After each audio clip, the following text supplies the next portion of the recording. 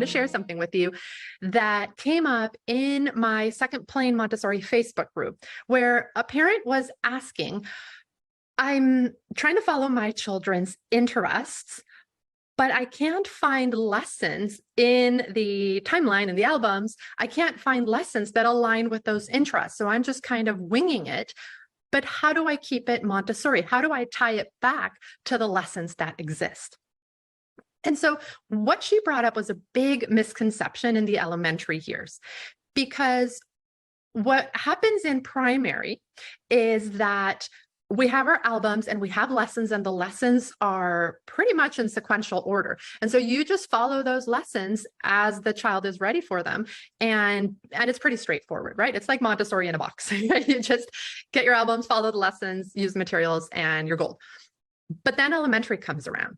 And because their imagination and their curiosity just explodes, it is absolutely impossible to create albums that offer lessons that cover every single interest that a child might have. It's absolutely impossible.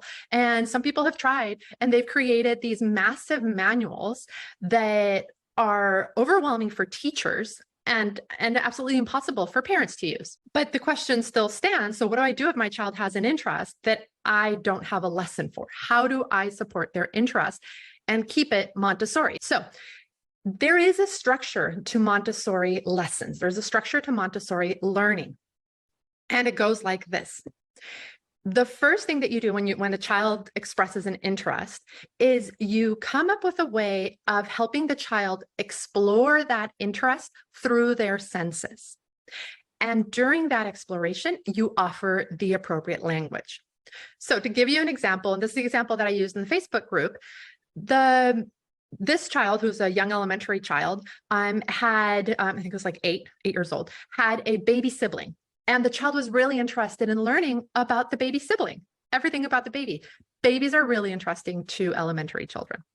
So how do we turn that into a Montessori lesson? Okay, so the first step, experience and language. We would observe the child, right? Observation is a wonderful jumping off point. And not only is it easy to do because you don't need any materials, you just need whatever the child is interested in, but it also trains the child's eye. It trains the child to see from a more scientific perspective. So we observe, we can bring in a little journal or even just a sheet of paper and invite the child to draw what they see, write what they see, and we give language. And so we might say, oh, look, the baby is scooting, or the baby's grasping, or, the baby's rolling, whatever it is that the baby's doing. You give that language and you ask the child, okay, what do you notice? What do you see? And we use other senses. Like, what does the baby smell like? What does the baby feel like? Let's touch a baby's foot.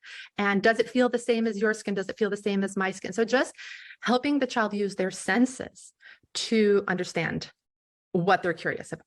So that's the first step. And you can apply this to anything. You can apply it to snails, to airplanes, to food, whatever it is that your child is interested in. You can start with an observation, incorporating senses and language. Okay, that's step number 1. Step number 2 is the classifying, categorizing step. Now, we are all familiar with the Montessori 3-part cards, 4-part cards, charts, all of that. The purpose of those is to help the child classify or categorize this new knowledge in the context of what they already know, in the context of what's familiar to them. So for example, for the baby, we could say, okay, we've observed the baby.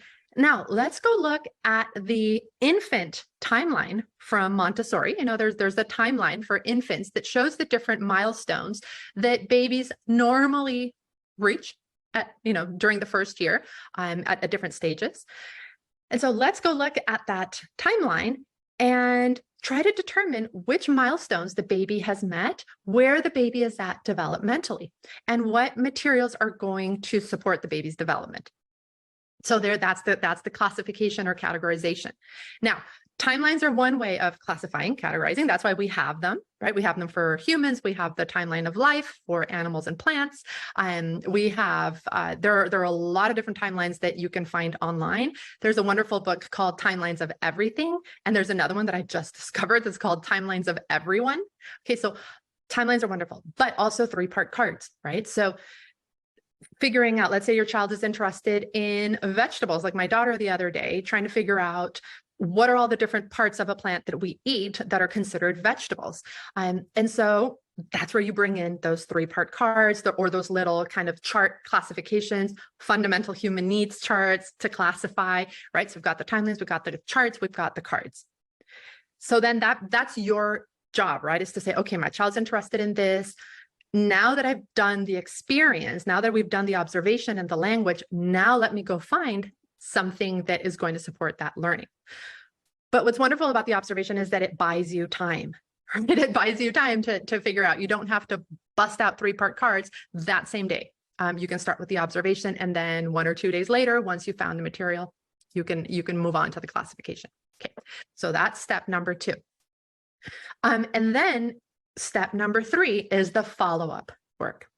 And there is a video in the community calls that focuses on follow-up work. There's also a video in step 5, I believe, in your learning journey videos that also focuses on follow-up work.